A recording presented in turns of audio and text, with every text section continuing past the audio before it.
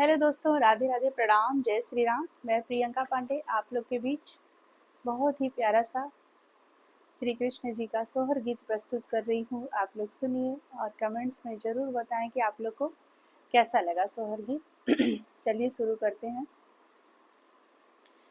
भादों के रतिया भयावन घटा घना घेरे हो, ललना चम चम चमके बिजुरिया, डगर नाही सूझेला हो।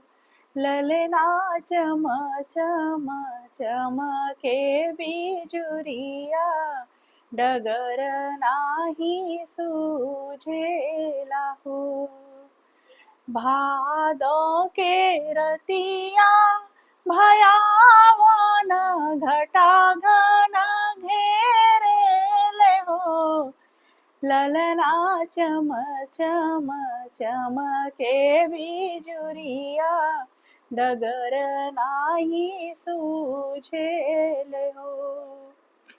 आधी रतिया भइले तमोहन जनम लेले हो।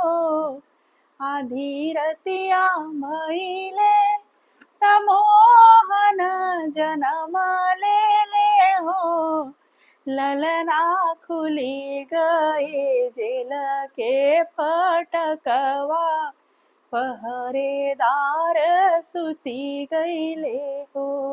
ललना खुली गईले जेल के फटकवा, पहरेदार सुती गईले हो। सूप में से गुड़ लटकवाले की यमुना में डाली देले हो। सूप में से गुड़ लटकवाले त यमुना में डाली देले हो। ललना यमुना के जल भये थोरत, वासुदेव पार भये हो। ललना यमुना के जल भये थोरत, वासुदेव पार भइले हो।